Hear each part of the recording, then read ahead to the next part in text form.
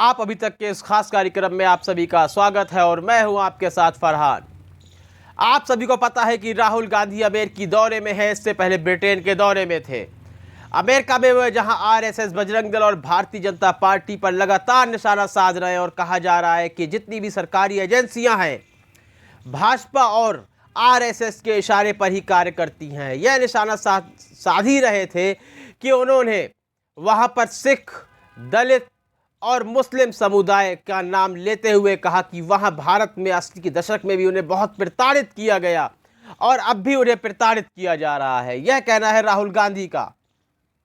लेकिन राहुल गांधी के इस बयान पर ऑल इंडिया मजलिस-ए-इत्तेहादुल मुस्लिमीन के प्रमुख और हैदराबाद से सांसद असदुद्दीन ओवैसी ने कटाक्ष किया है और लताड़ा है। क्या कहा है असदुद्दीन ओवैसी ने, जानना बहुत ज़रूरी है आपके लिए। उन्होंने कहा है कि 80 के दशक में कांग्रेस की सरकार थी, राज्य में भी और केंद्र में भी। तब मुसलमानों के साथ कितना अत्याचार हुआ है, क्या यह मालूम है? वह किसने किया? कांग्रेस ने ही किया। इसके अलावा उन्होंने कहा कि सिख, दलित और मुस्लिम को एक साथ ना जोड़ा जाए। क्या जो मुस्लिमों के साथ होता है बिल्कुल वही दलित और सिखों के साथ भी होता है? क्या उसी तरह का अत्याचार होता है? अब आप सोच रहे होंगे किस संबंध में बात कर रहे हैं असदुद्दीन ओवैसी। क्या सिखों की धार्मिक भावना को आहत किया जाता है?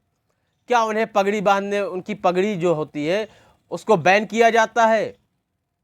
क्या उनके कृपाण रखने पर पाबंदी लगाई जाती है? क्या सिखों की दाढ़ी हटवाई जाती है? ऐसी तमाम बातें हैं जो सिखों के साथ नहीं होती, दलितों के साथ नहीं होती। लेकिन मुस्लिम के टोपी लगाने पर भी आपत्ति है, उसके दाढ़ी रखने पर आपत्ति है। सरकारी विभाग की तमाम रिपोर्ट्स मैं आपको बता दूंगा जिसमें मुसलमान व्यक्ति, ऐसे मुसलमान व्यक्ति जो लगातार दाढ़ी रखे हुए हैं, फर्ज के रूप पे दाढ़ी रखे हुए हैं, सुन्नती रूप में दाढ़ी रखे हुए हैं और उनकी दाढ़ियों को कटवाया गया है। उनसे कहा गया है या तो नौकरी कर सकते हैं या दाढ़ी रख सकते हैं। तो जाहिर सी बात है आज के इस युग में नौकरी सबसे पहले होगी किसी भी व्यक्ति के लिए, मैं हूं या आप हों, तो उनको अपनी दाढ़ियां कटवानी पड़ी। धार्मिक कार्यक्रमों पर रोक लगाई गई। बकरा ईद में बकरे कहां कटने हैं, कैसे कटने हैं, किस लिए कटने हैं, क्यों कटने हैं, इस पर रोक लगाई गई। ईद की नमाज जो कि वर्ष में एक बार आती है, सड़कों पर पढ़ने पर रोक लगाई गई।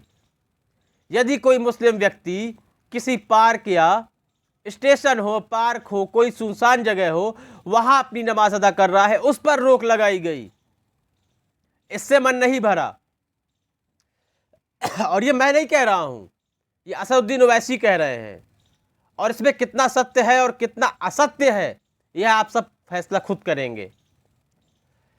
आप सभी को पता होगा राजस्थान में किस तरह जुनैद और नासिर की हत्या की गई, वहां भी कांग्रेस की सरकार थी।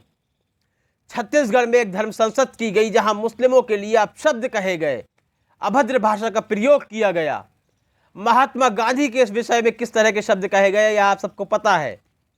वहां भी कांग्रेस की ही सरकार है और राहुल गांधी अमेरिका में खड़े होकर कह रहे हैं कि मुस्लिम, दलित और सिखों के साथ वहां अत्याचार होता है। भले ही सिखों के साथ अत्याचार हुआ आपके कार्यकाल में, लेकिन मुसलमानों के साथ अत्याचार तब भी हो रहा था, अब भी हो रहा है और आपके शासित प्रदेशों में भी हो रहा है जहां कांग्रेस की सरकार है। केवल आप मुस्लिम को यदि अपना वोट बैंक बनाना चाहते हैं, सत्ता वापसी में के लिए मुस्लिमों को सिर्फ एक रास्ता बनाना चाहते हैं, तो आप यह समझ लीजिए कि अब मुस्लिम जाग चुका है और जाग रहा है। असदुद्दीन ओवैसी का कहना बिल्कुल भी गलत नहीं है, लेकिन राहुल गांधी को अब अपनी पुराने जो पाप हैं कांग्रेस के द्वारा किए हुए, उनको कबूल करना होगा और यह भी वादा करना होगा कि आने वाले समय में वह क्या करेंगे दलित, सिख और मुस्लिमों के लिए। तब जाकर शायद 2024 के लोकसभा चुनाव की राह आसान हो जाए, वरना उनके लिए राह आसान नहीं होगी। मुस्लिमों को वोट बैंक ना बनाया जाए। इस संबंध में आपकी राय बहुत ही महत्वपूर्ण है। अपनी राय अवश्य दें। कार्यक्रम को लाइक और शेयर करें। चैनल को सब्सक्राइब करना बिल्कुल भी ना भूलें। तब तक के लिए इजाज़त दीजिए। धन्यवाद। देश और दुनिया की खबरों से अपडेट रहने के लिए आप अभी तक न्यूज चैनल को सब्सक्राइब करना ना भूलें और साथ ही हर न्यूज का नोटिफिकेशन पाने के लिए बेल आइकन को भी दबाएं।